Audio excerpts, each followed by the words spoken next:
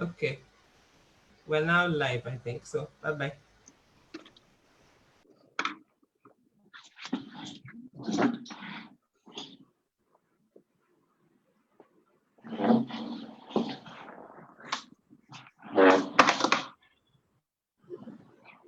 We're live. We can start now, sirs. Yes?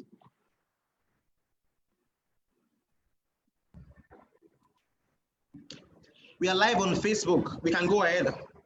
Thank you, sir. Are you not hosting the session? I'm confused. What do you mean we can start? Are you not hosting the session? Are you not supposed to be asking questions? That's the impression I got.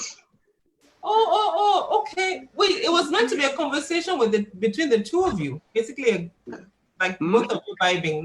We're not interviewing both of you.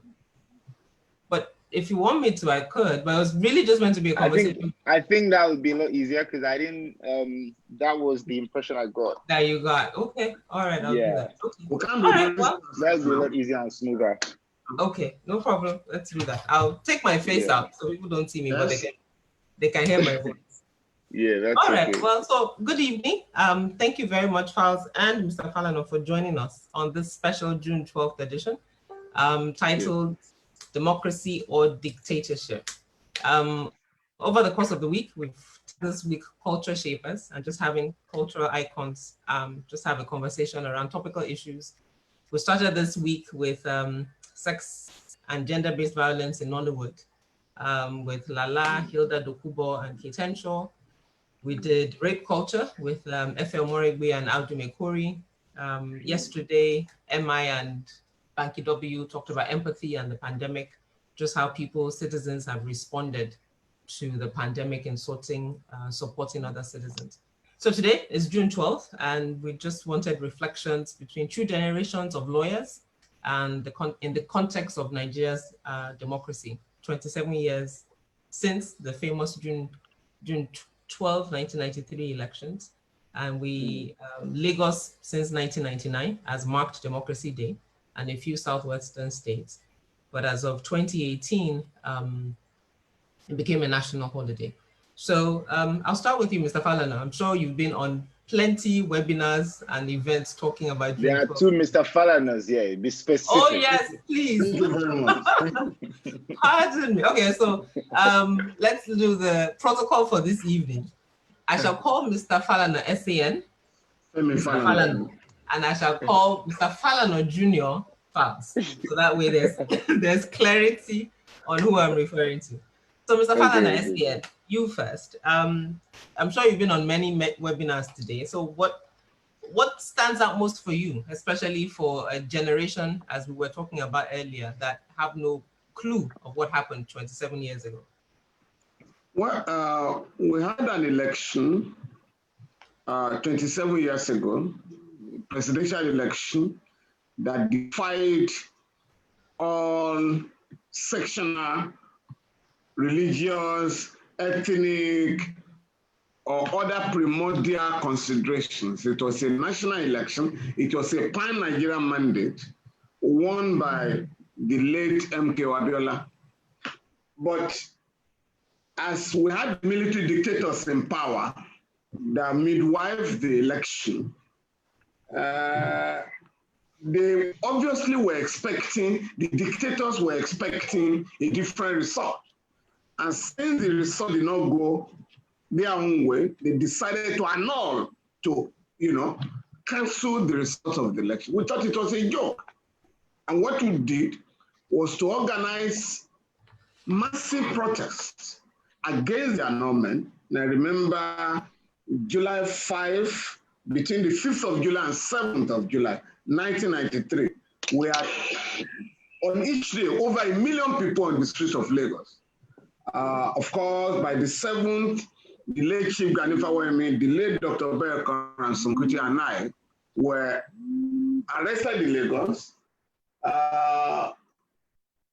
flown to Abuja, and charged with sabotaging the political transition program by organizing rallies, peaceful rallies, of course. Yes, we're We pleaded that we're not guilty. We represented ourselves, the two of us represented the three of us. Like the late Gani Femi and I represented ourselves and Dr. Kuti. Of course, the magistrate, the presiding magistrate, chief magistrate, refused our bail. And I'm talking of Madam Aisha Alassane, otherwise known as Madam Taraba now in politics. Sir, your bail was refused on which grounds, please, if I may ask? On the ground that we were likely to cause more, to organize more demonstrations. And of course, we couldn't deny that was our plan. From there, we were taken to Kuje prison. No, the magistrate had ordered that we be taken to, I think it was, which prison now? In around Abuja there. No, Niger was going to ask us to be remanded in a prison in Niger State, which was a very notorious one. So the three of us quickly met. You know, what do we do? I said, don't worry. I left the two of them and I went in. Hannah, I don't mind being taken to any prison, but these two elderly men deserve some decent treatment. He said, what do you want? I said, well, instead of sending us to Suleja prison, where conditions are very horrible, why don't you send us to Kuje prison? We were there last year. He said, how do you know Kuje? I said, we were there last year. So we can just go. Oblige me and change, the order to reflect that we'll be taken to Kuje prison.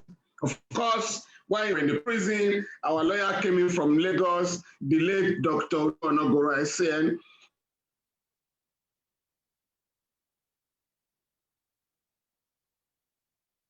Hello? Oh, seem to have lost him. Oh, wow. Probably connection. Probably internet connection. All right, let's be chatting with you until he comes back. So, okay. You're June 12th. What have you been up to today? My June 12th has been pretty chilled. Like I said earlier, I was in the studio. I'm still going back to the studio, so it's just been recording new music, working on new material to put out in the nearest future. So that's pretty much what I've been up to today. Cool. What does June 12th mean to you generally? So beyond today, when you think June 12th, what does it mean to you?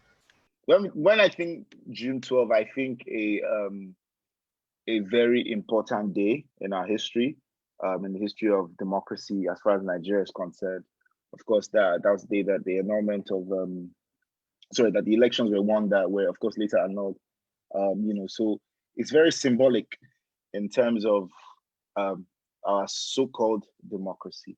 But in terms of the actual democracy that we are operating here in Nigeria, I mean, it will seem like all the labors of our heroes past, as contained in our national anthem, are starting to look like they were in vain, because the same struggles, the same issues that we went through or that they went through, we are going through in this age. And it's that sort of dictatorship, just in a different format.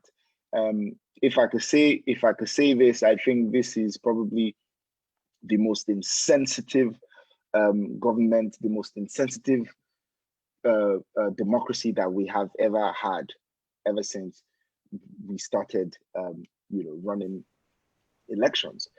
This particular government refuses to address her people. From time to time, I mean, once in a while, it looks like they've been almost pushed to the podium, and they managed to come and talk to us. And we're in the middle of a pandemic, and we're hearing that 27 billion naira is being budgeted to renovate the National Assembly building. Amidst the same pandemic, we don't have proper hospitals. There is no existing healthcare. It's really appalling to think about that in 2020, a country as huge as Nigeria does not have healthcare. Every single Nigerian is one sickness away from passing away as a result of the failing healthcare system. Or if you happen to be a privileged Nigerian, then maybe you're one sickness away from going broke. Because when you get to that point, you then have to gather all your resources to fly yourself abroad, to look for specialists in whatever sickness that you have. It's really depressing to think about. And how do the people want to feel secure? How do people want to feel at peace if something as basic as healthcare is not taken care of? How do people feel secure to any length when we hear stories every single time of people passing away as a result of them getting to the hospital and, hospital saying they can't take them, they need to go and get police report, or, there's just so many stories, that continue to discourage people, and no one, really knows what to think. There's no sense of security in any way. So I don't know, it's just really depressing to think about. I could go on and on and on about different aspects of this democracy that is failing. So, I mean, that is the emotion that I'm feeling on this day, if you ask me. And, that's my perspective from this generation. Thank you. You said quite a number of interesting things. An insensitive government. I remember when the pandemic started and where Buhari was trending, because people were just saying, look, globally, presidents are addressing citizens, what is going on. And the feeling, we actually did, EIE did an infographic at the time showing different heads of states. And we used that iconic photo of President Buhari with him sitting on the couch using a toothpick. Yeah. You talked about people feeling like we basically are pushing them to talk, pushing them to engage. And then, I mean, that one statement you made that was quite poignant is the fact that we're one sickness away from passing away just because you don't know where I mean, especially now that COVID-19 test is the new requirement to get care. If you get shot, they will ask you for a police report. Now, it's so sad. You have a COVID-19 test. All right, we'll come back to you. Let's finish up with Mr. Falana Sr. on what he was saying. So you were telling us that you requested for Kuje prison rather than Suleja, because you had experience with Kuje. You are muted, sir. I landed in Kuje prison, and so our lawyer came all the way from Lagos, the late Dr. who filed an application for our bail in the High Court. And of course, the judge, the Honorable Justice Bade, who later went to the Supreme Court, and I think is the current emir of Lafia in Nasarawa State, asked a question that since we're detained, Babangida Junta didn't want us to have bail. It was a bailable offense, fearing that we might be granted bail in the High Court. We were detained under the State Security Detention of Persons Decree No. 2. Not be challenged in any court. So we had a problem. And our lawyer came to Kuje prison and told us the judge had raised a query. How do we get around it? Now, shortly before I was arrested, I handled a case in the Court of Appeal, the case of Madike and the IGP, where in spite of our detention, the appellant's detention under Decree 2, I had convinced the court to grant our bail, and the court did that. So I gave that case to Dr. Leonogorua, who went confidently to the court and was able to get our bail. But of course, we were never released. And we're there until Babangida left office. In other words, Buhari had left me in detention in 1985. So I was released by Babangida. So by the time Babangida was leaving, in 1993, he also left me in detention. So it was Shonako interim contraption that released the three of us from detention on the 31st of August. But my own brother is that there is no nexus between the past and the present, apart from somebody like Folarin here, who was a kid at that time, and by 1993 he was only 3. So, apart from telling the story at home, and the fact that on many occasions while they were asleep here and other siblings were slaves. And the security people came in the night to wake us up and pick me away and take me away. Now, apart from such intimacy with respect to our repression, there is no history of what happened in the past. There is no link between the past and the present. So the current generation of Nigerians, without their own fault, I mean, due to no fault of theirs, are not enlightened, they're not educated. They're not given the opportunity to know our history. So for many people, the June 12th holiday was declared in 2018 when the federal government decided to recognize the sacrifice of the late M.K. Abiola and Chief Gani Fawehinmi. You know, many people were asking, what is June 12th all about? You know, and that is not their fault. So every society must learn about its past so that you can really manage the present and predict and project into the future. So I'm going to say, my first recommendation is that all our schools must bring back history. Some enemies of education and our development decided to remove history from our schools. We must deliberately bring back history and let our young people and let the society know about, you know, the heroes, those who fought for democracy in our country, those who risked their lives, those who paid the supreme sacrifice to have this rickety democracy, or civil rule, as it were, you know. And that is the only way we can mobilize Nigerians to rededicate themselves to the struggle to take their political destiny in their hands. Thank you. Thank you very much, sir. And it's very interesting that you said so in terms of the fact that we don't have history in school and context. So Falz was 3 at the time, and we talked about a whole generation. It took 25 years for it to become a national holiday. So Falz, 27 years now. Yeah, indeed. So Falz, for our generation, I mean, yeah, we can do history in school, and which is great. But what do you think would really speak to the hearts of young people that will make this journey, this sacrifice real, beyond just something that check? Because especially when you don't feel it. I mean, if we could feel it and it was something of pride that, oh my God, Democracy Day, and you can feel it in the democracy in the way you are treated by your government, as you said, healthcare works, security is there, our schools are top notch, but none of that. So how do we get people gingered about it as something to be, that was fought for us? I mean, I think like you said, to be honest, I think that would probably be our best bet. It's important for people to know where they're coming from in order to figure out where they're going.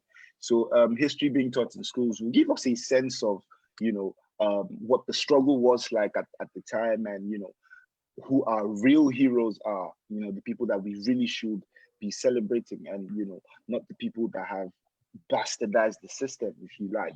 And, you know, so that would definitely be a good point. Of course, if things start actually working, if we have a real democracy, then we would have a sense of something to celebrate. Today is Democracy Day, but you can't really see any fireworks going off anywhere. You can't really see any, you know, any sense of you know, celebration, because there's not much to celebrate as far as democracy is concerned in Nigeria. So if we start to feel like everything is working, if there's healthcare, if there's power, if people feel secure, you know, if people feel like their voices are being heard, democracy is a government of the people and by the people. If the people feel like they do have a say in what's going on, then maybe there would be something to, you know, to be happy about. Yeah. Indeed. Okay. So, and that takes us to elections, for example. So, I mean, democracy, government of the people, by the people, of the people. Elections are technically the way we choose these people that represent us. Mr. Falana, you've seen, I mean, you've been involved in several elections. And we've said for this protocol, you and Mr. Falana, and Falz is Falz. So exactly. Mr. Falana is there and Falz. So everybody understand the level where we're at. You've been involved in several elections and in all sorts. We've gone to, our votes don't really count. We've gone to using the machine, I forget what the machine is called now, voting card. We've improved gradually, but there's still a sense for a lot of people that elections don't count. So from your perspective, we'll start with you, Mr. Falana, and then Falz. What's your take on our elections? What is it working the way it should work? What are we doing right or wrong? Well, I'm not sure I will agree with you that we have made any improvement, but I'm not made any progress. I mean, the election of 1999, qualitatively, was by far, I mean, comparatively, was by far better than what we now witness today. We no longer have elections. If you recall what happened in Bayelsa and Kogi State last year, it was a civil war, mini civil war in each of the two states. Ballot boxes were snatched, people were killed, some were injured. Yeah. Many Rivers State too. I beg your pardon? I said Rivers State as well. No, that was the general election in 1990. But I'm talking of the election that took place in those two states. But again, it was a continuation of the violence witnessed during the general election. But what has happened over the years, is that serious offenses are committed during the election. People smash boxes, they kill people, and at the end of the day, nobody is brought to book, nobody is brought to justice. So what then happens? Next time, people are going to commit more grievous offenses, believing that there is no sanction for impunity. So if we are going to make progress, and for me, before the Ondo and Edo States election, we must charge all those who were arrested for disrupting the last election, for killing people during the last election, not minding whoever they are. We must charge them so as to warn those who may want to disrupt the elections in Ondo and Edo State that there is penalty for impunity. That's number one. Number two, right now, there is no relationship between the people and those who claim to be representing them, whether at the local level or at the federal level. So we must now begin to get our legislators and representatives to attend. Ministers and legislators must be regularly interrogated by the people they claim they are representing. There must be town hall meetings where they will have to justify, the votes that people have given to them. Thirdly, the elite in particular, and there is no society that has developed without the active involvement of the enlightened segment of the society, the elite, the professionals. We must now stop seeing politics as the business of politicians alone. We must get good people. People are gainfully employed to show interest in politics.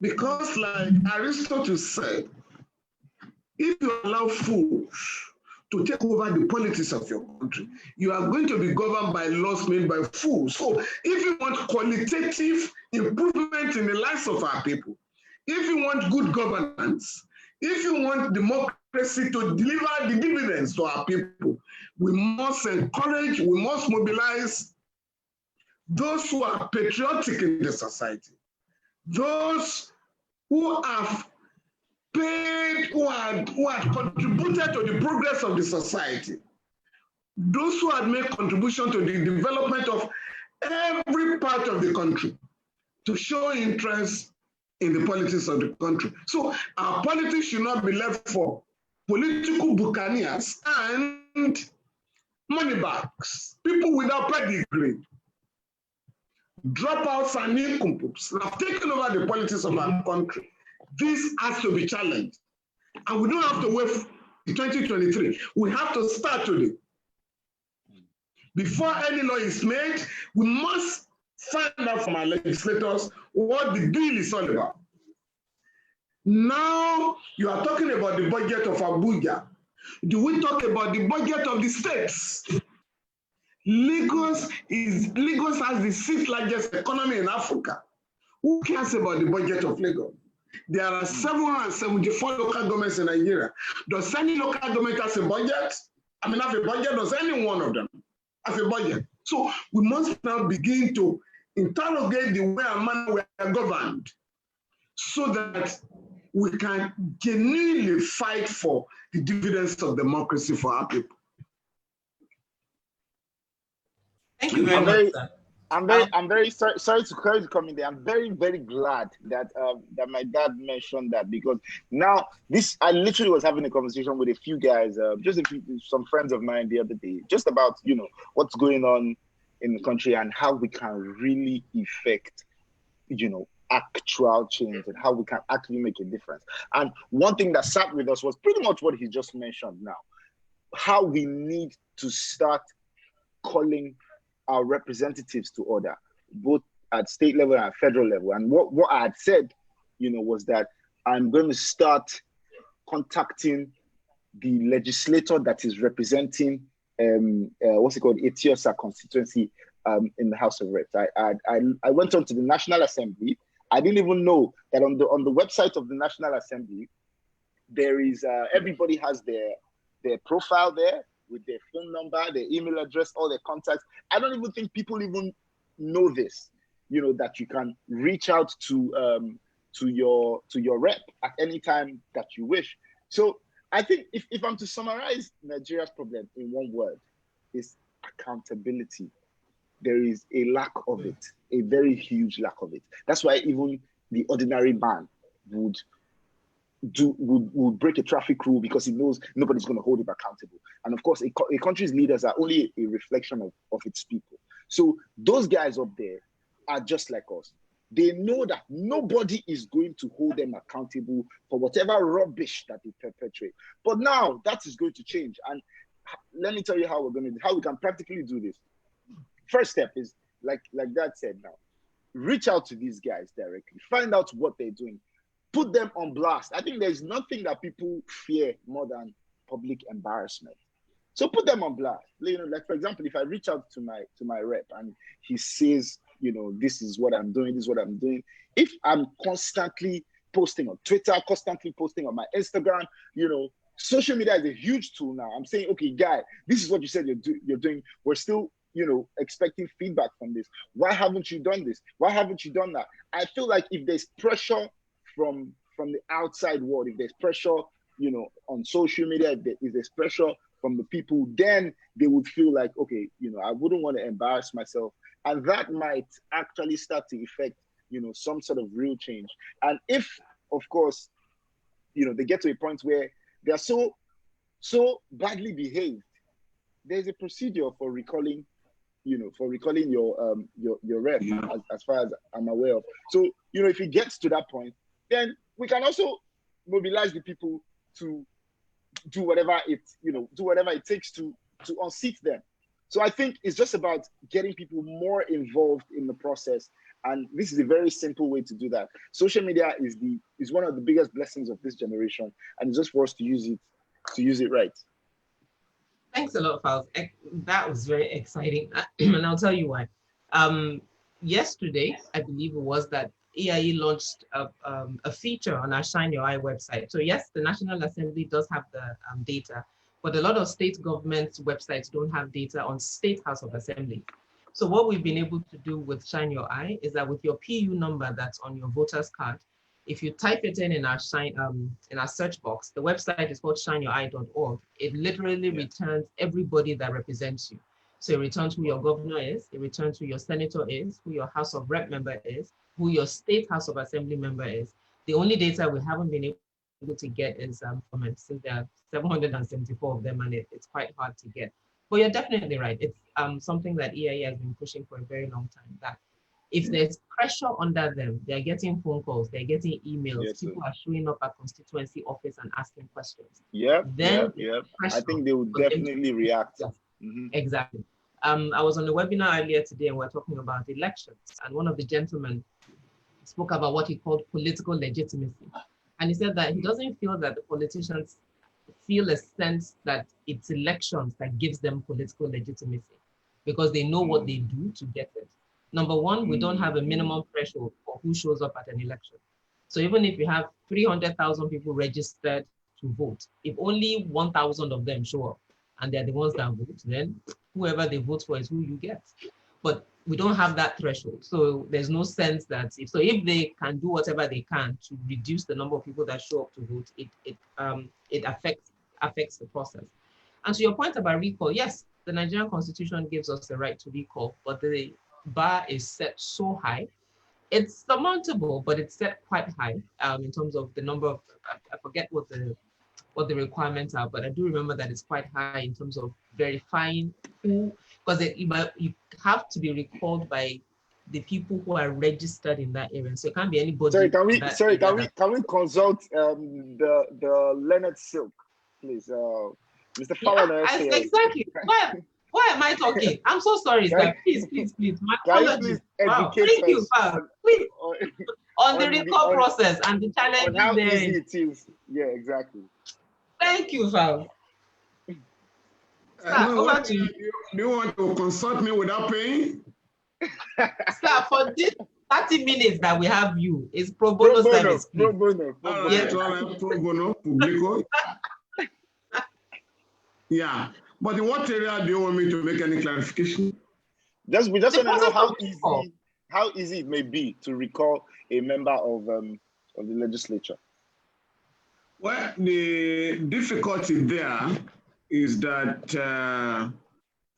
the figures are overblown during the registration of voters' exercise in a way that at the end of the day, if you want to recall a legislator, you are required to have at least 50% of the registered voters to sign up, not the number of those who voted for him.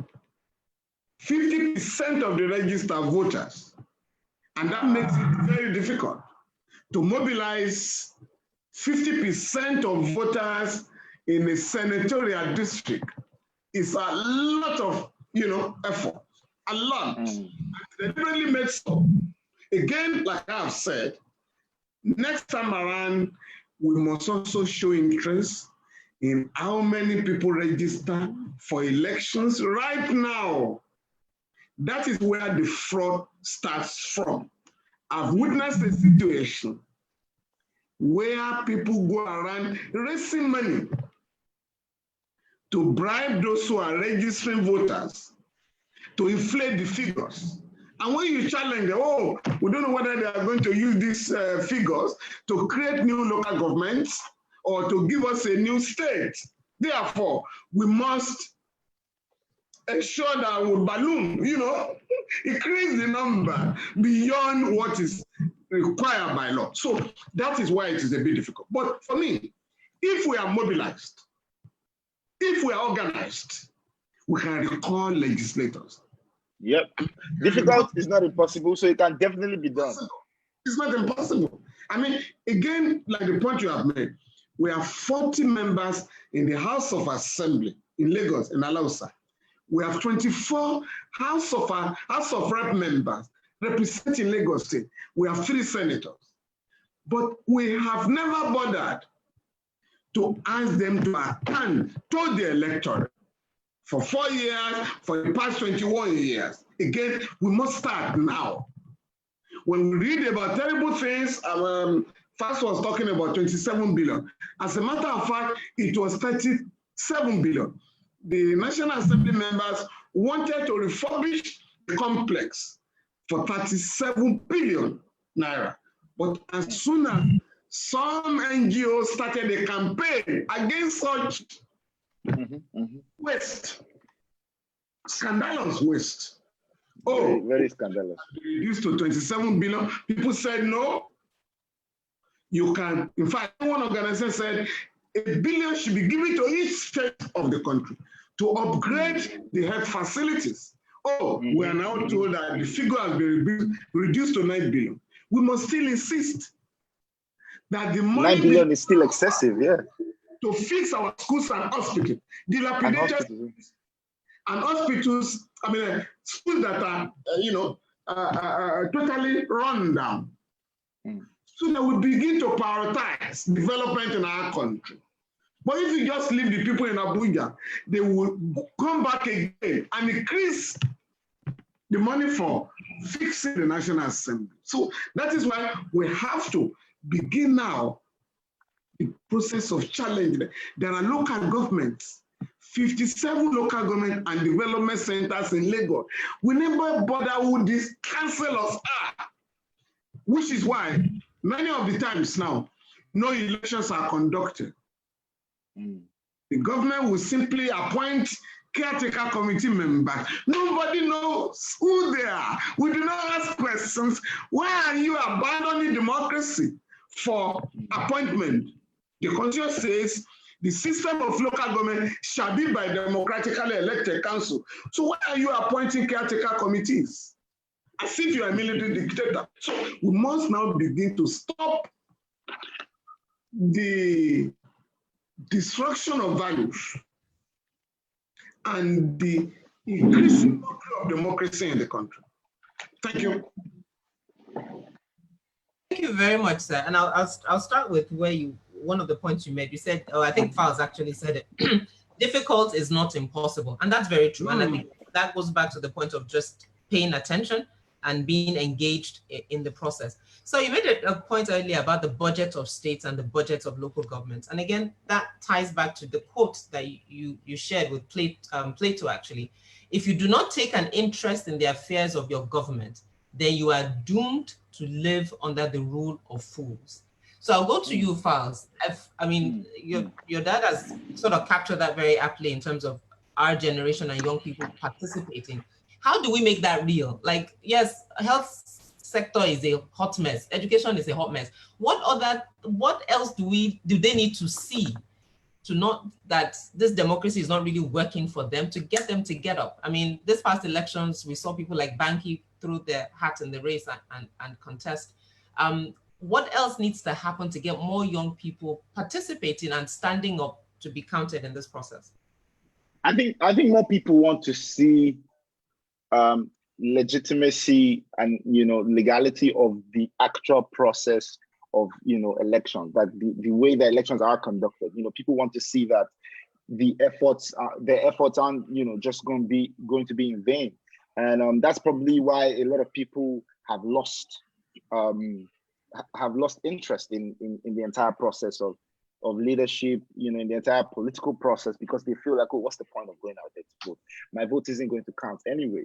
And the people that maybe are intelligent and will probably make a difference and should be running for office are probably discouraged by the rigor and just how tough it could be to even make any headway in that regard. So if they can see some sort of, if people can start to regain some sort of confidence in the process, in the electoral process, I think that would definitely be a big source of encouragement. But in the meantime, I mean, like I said, I think the earlier point of just holding those that are currently in office accountable. Accountability that is our only issue in this country, as far as I'm concerned.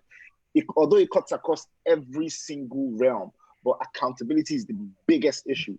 Just the fact that people are not accountable for their actions.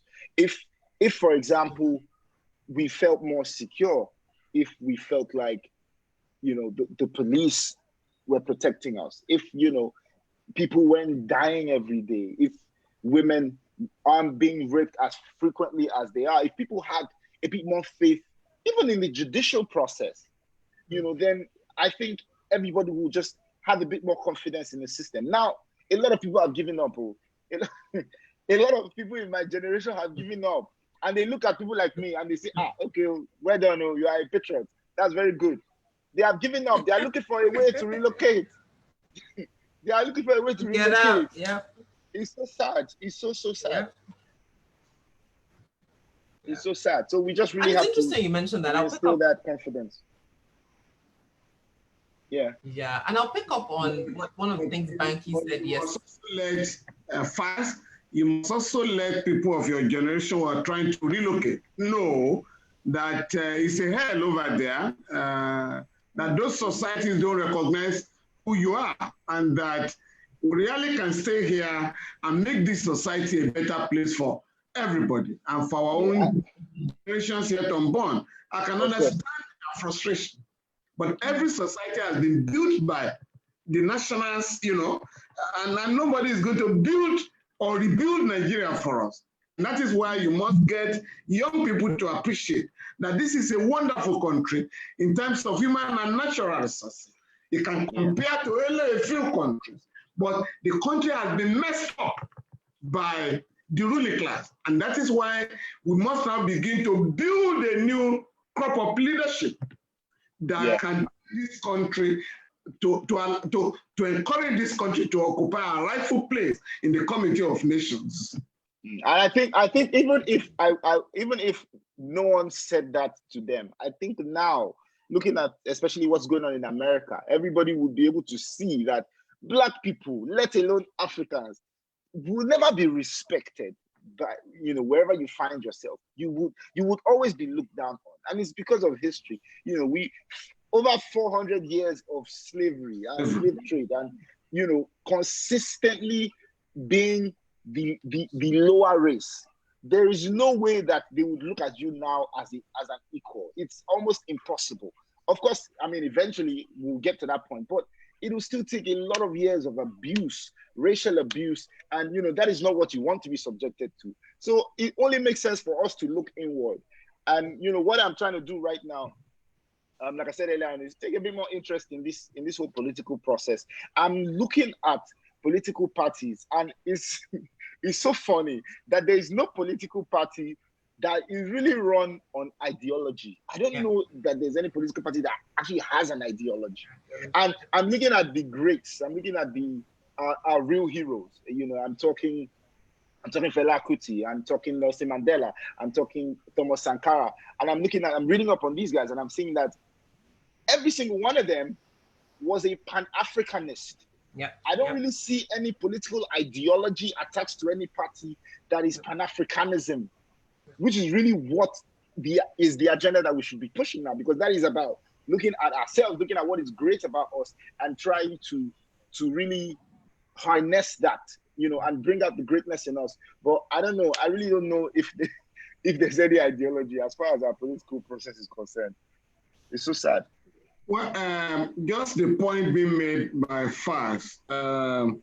Somebody asked me, I think on VOA this morning, Voice of America, if I believe, whether I do not share the view that the worst civilian regime or the best military dictatorship is worse than the worst civilian government. I said, no, I don't believe in such stupid, comparison. So, because as far as I'm concerned, because Falz just mentioned Sankara now, like here,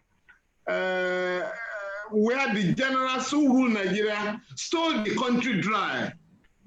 Thomas Sankara at 33. Yep, 33. Burkina Faso or Upper Volta, which he changed to Burkina Faso. Yeah. Those 4 years that he was in power, this guy rode an 8-year-old Renault car. Thomas Sankara ensured that country did not take any foreign loan for 4 years. He simply mobilized the people to produce enough food, which had never happened in the history of that country since independence, to produce their own dresses, clothing, importation of foreign, any type of foreign, dresses, because the country produces cotton. Now, at the end of the day, it was very clear that this guy was still going to take Africa to a higher plane. And so the imperialists gathered together, aided by their, agents. They assassinated him, Abi. Yep. But up till now, that guy Thomas Sankara has become a reference point for development in Burkina Faso, even for the civilian. So when people say, oh, the worst of civilian government is better than the best of military, the dictator is a bullshit. It's a lie.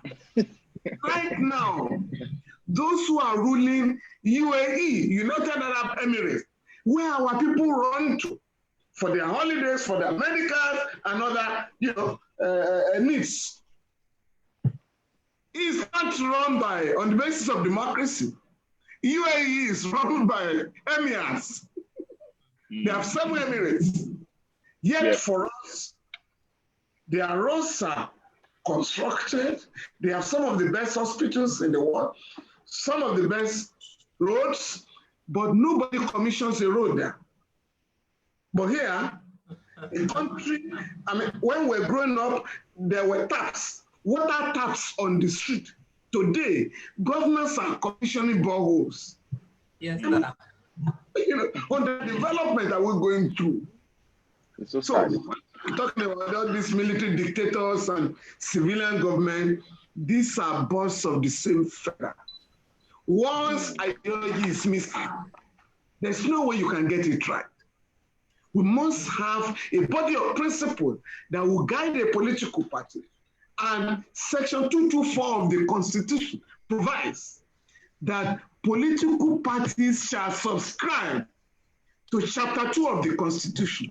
And that is the fundamental objectives of state policy. Those are the provisions that guarantee maximum security for Nigerians. In fact, Section 14 of the Constitution says, the security and welfare of the people shall be the primary purpose of government. So if a government cannot guarantee the welfare of our people, if it cannot guarantee the security of our people, it has no business in power.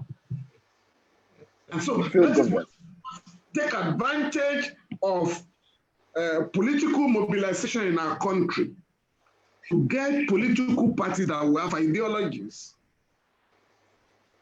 And that is the only way we can make progress. There are none. There are none as it stands now. Yeah, but I wanted to ask as well, is it a wise decision to start a new political party with a real ideology? For sure. Yeah. For sure. Okay. Because a lot of people always go around saying, the way the system is, the big parties, they've established the structure, blah, blah, blah. There's no way you can beat them unless you join them. I personally don't subscribe to that. What they call structure is not about mobilization. It's about distributing stolen money. Exactly. And that's what they call structure. It's not about the people. When we used to have political parties with ideology in this country, up to the Second Republic, we had the PRP, you had UPN, you had MPN, and they were competing on the basis of programs and policies. Not now, where you cannot find, there's no line of dichotomy between the political parties represented in Abuja. In the Second Republic, just like you are talking of America, Republican and Democrat, you could predict in the Second Republic where PRP and UPN people, what they will vote for, or what MPN and MPP and GMPP will vote for. But today is, what you might call a one-man show. Yeah. It's a perfume like that one-man show, So that's what you're saying. Thank you, sir. And I think this, what you've shared around, and I think what Falz speaks to about Pan-Africanism also speaks to our place in the global space. Hafsat Abiola was talking about that earlier today around how we need to think beyond just Nigeria, but also our place in the global setting. I'll read a quote by Nelson Mandela, or ascribed to Nelson Mandela. The world will not respect Africa until Nigeria earns that respect. The Black people of the world need Nigeria to be great as a source of pride and confidence. And I think this really speaks to what we're seeing with Black Lives Matter across the world, and where a country, the largest Black nation on the face of the planet, has a role to play, where you can stand up tall and stand up proud and say that, no, we will not stand for that. Black people must be treated with respect. And also the notion that even the use of the word black, because of its packed negativity, you talk about blackmail, you talk about black sheep of the family, there's a sense that black is dark. Describing us by the color of our skin also subconsciously affects psyche, rather than the fact that we're Africans, people of African descent, and the pride that comes with that, with the people like your Sankaras, your Falana as well. So again, the point about history, and also to your point in educating people about political parties, the fact that if you see how people move from APC to PDP, as if they are changing clubs. I mean, it's like a local club. I'm telling you, that's the easiest way to communicate that there's no ideology. Because you can wake up APC, by the time you're going to bed at night, you are now PDP, and nothing has changed. Yeah. So for us, at least as an organization, it's one thing we use. So when from social media, like abusing themselves, want to die on top of someone's matter, you remind them that tomorrow this person will be on the other side and you will have either lost an arm or be dead. 2 questions from the audience before we wrap up. It's almost 9 o'clock. One person, and this is directed to you, Mr. Falana, you're asking your thoughts on fiscal federalism and the state of our union. Is power too concentrated in the center? What do we need to do to achieve true federalism? I've discussed with you in the past, and you use Lagos as an example of how Lagos has been able to sort of do things as a subnational. And COVID particularly has shown how different states have made decisions as they deem fit. I mean, we have Cross River is one extreme where the state governor is refusing, in a sense, almost refusing people to be tested. And people are showing symptoms, but I think they've done 7 tests to date or something to that effect. To a state like Kaduna, where having experienced COVID himself, Malame Rufai just locked down his state for 10 weeks and said, look, we don't have the health infrastructure. I don't want people moving around, so everybody stay home. And he did that for 10 weeks. In Lagos, we've had a mix, for example, but really subnationals, I think, from where I sit under this own slight independence. But please, over to you. Yeah, go on. No, just so your thoughts on, I mean, the question from Mr. Ayoshola is, how do we achieve federalism? Yes, the first one, fiscal federalism. But before I go to that, I think I just want to say, Yemi, that one of the reasons why Mandela made that statement was that Mandela saw the possibility of Nigeria and demonstrated the possibility of the leadership of Nigeria in the continent and in the entire world when in 1976, the crisis in the Southern African region was at a critical stage, and the West, led by the United States of America and the United Kingdom, decided to fight on the side of apartheid, team up with apartheid forces against the realization of the independence of that region. The Nigerian military head of state, General Murtala Mohammed, delivered a very powerful speech in Angola, on 13th of I think January 1976, where he said Africa has come of age and told the West, we are going to liberate Africa. And with the aid of the Cubans, and by the way, about 50% of the population of Cuba, the Cubans, the blacks constitute about 50% of the population. That was at a stage, Cuba sent about 28,000 troops to Angola to liberate the Southern African region. So that country the Southern African country region the struggle was led by Nigeria. Notwithstanding the geographical, distance between Nigeria and Southern African region, Nigeria was made a frontline state at that time. So, and we have shown in the 70s and 80s, people were sleeping in our embassies. Go and find out abroad. They wanted to come to Nigeria. That was our country then. But the reverse is the case today. So if we can get our resources harnessed, properly husbanded by dedicated leadership under a government that is founded on a progressive ideology, we won't be in this mess. The black people will be proud to come to Nigeria. Many people, many black people came to Nigeria. They left the United States. Some of them became Ghanaians, Nigerians. That was what happened in the 70s and 80s. But today, it's a different matter. On fiscal federalism, yes, it's about every state minding its own business, running its own affairs on the basis of the resources generated in that state. But in the case of Nigeria, the reverse is the case. The resources generated in the states, either by way of mineral resources, oil and solid minerals, taxes, VAT, and others, are taken to the central pool. And in that central pool, the federal government takes 52% of the revenue, even though there's nothing to show for it. So, but for me, with the collapse of the price of oil now, $30 per barrel at best, why should anybody bother himself about the money that goes to the Federation account? In 2017, we made, I think, only about $14 billion went to the Federation account. If you organize a country, what is $14 billion for 200 million people?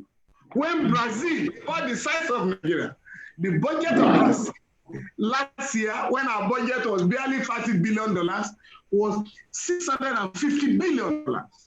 So why are you, we go to Abuja to fight over poverty? For me, under the Falana regime, yes, I believe that the country should be restructured, but I've warned Nigeria, we need vertical restructuring and horizontal restructuring. Otherwise, you are just going to empower emperors at local levels. If you just devolve power from Abuja to the states, under the current distorted federalism, you are going to empower governors to become emperors. Therefore, the powers you're advocating should be brought to Abuja will have to be democratized. On COVID-19, yes, governors are doing what they like because there is no central control in Abuja. That is why the governor of Kogi could chase from his state officials of the NCDC. And so in the process, you endanger the lives of the people you are governing. In a country where you have a leadership that is sensitive and responsible and is alive, that state government will have been called to order. And I say this, there is no federalism that will not be located, anchored on local circumstances. You cannot have absolute power enjoyed by any state or local government under a federal system. The federal government must come in to ensure that you protect the life of every citizen in that country. And if a state government is not going to allow you to do that, the federal government will have to use its mind to protect the life of citizens. So, yes, the state governments are doing what they like. I mean, look at this punishment inflicted on the people. They call it interstate lockdown. There's nothing like that. Governors are flying to Abuja. Why are you asking the people to lock up in their side? Two, you have merely enriched the police. Today, I've never heard that any vehicle was turned back going out of Lagos. Never. In fact, I understand now, pay according to the size of your car, the make of your car. So you are enriching policemen and women on the highways. Whereas, I mean, somebody was going to Bauchi last week, and I said, how will you get there? I said, no, why are you talking like this? Everybody is moving. And for me, the governors who are flying to Abuja have no moral right to lock up people in the state. What is required? It's not about this law, interstate lockdown. What is required is how do you test people? Nigeria fully has barely tested 40,000 people. Ghana has tested over 200,000. South Africa has tested over 500,000 people. That is why we do not know the rate of the COVID-19 pandemic in Nigeria. So it's not about locking up states. It is about providing money to rebuild our hospitals, or what you call isolation center. You don't need isolation center if your hospitals are functioning properly. You need molecular laboratories, and it doesn't cost a fortune to set these institutions, put them in play. I'm involved in the COVID-19 team, and I can tell you, with less than $1 billion, in fact, we collected only about 730 million. We have put up a molecular laboratory. There's an isolation center. We are testing 10,000 people in that state. As I can give the figure, you know. So what are people talking about? Now, when I hear of billions in other parts of the country, I marvel. What are they doing with the funds? So that is why we must show interest in the affairs of our nation. We must ensure that the state government account for the money they are getting. We must ensure that NCDC, the PTF, and all of them account for the public funds in their custody to combat the COVID-19 pandemic. Thank you. Thank you very much, sir. It's now an hour, so I will round up now. So we've talked about the importance of history. June 12th is our context, both nationally and globally, continent-wide and the globe. We've talked about accountability of our elected officials and holding them accountable, not just at the federal level, but also state and local government. And we've also talked about the importance of ideology, because with that as an anchor, there's really nothing that you can use to hold people to, that you said you believe in this social values, and how are you delivering on them? 1976, the learned Silk said, Murtala Mohammed said, Africa has come of age. Unfortunately, that's 44 years ago, and we're still here not having taken the leadership place that Nigeria easily could have. So Falz, as we close, what are your sort of closing thoughts? It's another Democracy Day, 27 years since that election, this generation struggling for relevance, looking abroad and seeing greener pastures. But this is Nigeria. We've got the green, we've got the resources, we've got the brains, we've got the people. Final thoughts. Yeah, I think my final thoughts are this. If you borrow somebody your car to use and you can see that they are driving it anyhow, they are bashing it all over the place, after some time you collect your car back and drive your thing yourself. I think it's time for us. I think it's time for us to take our democracy into our hands, you know, as young people, because they've been telling us since, yeah, you are the leaders of tomorrow, this is tomorrow, and you know, it's about time. So we have to really take more interest in politics. And like I said earlier on, social media is one of the biggest blessings of this generation. Let's start the struggle from there. You know, we'll do it neatly. We'll do it in a way that everyone is following, because everyone has some sort of social media account, whether it be Twitter, whether it be Instagram, whether it be Facebook, you know, so everybody can follow what's going on. Look at what's happening in the United States right now. This struggle, this protest is 500 times bigger than what it could have been years ago because of social media. You know, so you're seeing what's happening in Minneapolis. At the same time, you're seeing what's happening in New York. You're seeing what's happening in California, and everybody's aligning. People, even in different countries, you know, we saw clips from Germany, from London, from Paris. So it's about time for us to really, really take our democracy into our hands and, you know, be more involved in this entire political process. I think that's my final thought. Thank you very much. And to the learned Silk, for your final thoughts, I'll ask you two questions that have come in as you round up. One, Atinuke Odukoya talks about local government chairmen. So since they are being appointed anyhow, how do we ensure we get elections, that we force the state governments to have elections? And then Omowumi Ashubiaro Dada says, international agencies are unwilling to, I'm not quite sure this is true, but this is the question she's asking. We basically have a challenge with collation, electronic transmission of results for ease. And she is saying that she thinks foreign bodies are not willing to fund INEC to set up that online collation process for ease. Now, what are your thoughts about that? So as you answer those two questions, also share with us, please, your final comments as we mark Democracy Day 2020. Thank you very much. Local government elections, there is no provision for appointment of chair and councillors. As far as Section 7 of the Constitution is concerned, elections shall be conducted regularly to elect the members of the leaders of the local government. And there are decisions of the Supreme Court to the effect that it is illegal and unconstitutional to set up caretaker committees or appoint sole administrators for local government.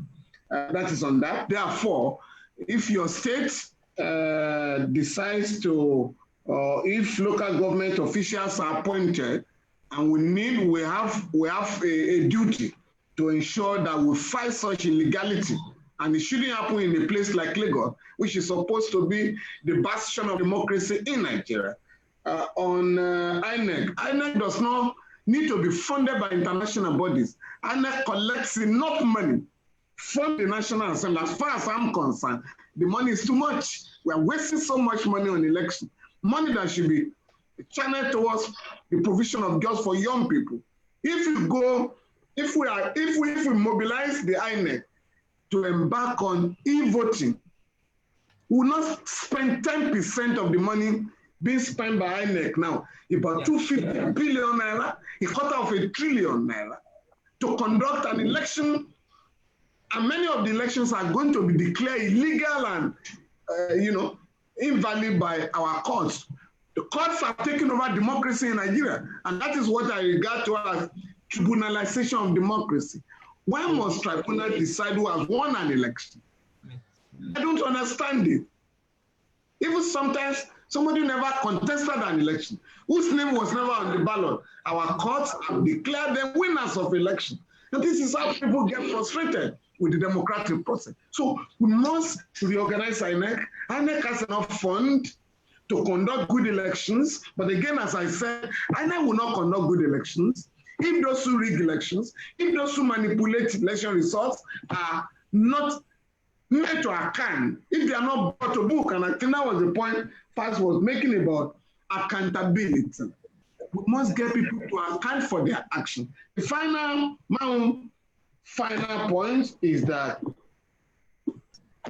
this country belongs to all of us, as they normally concede.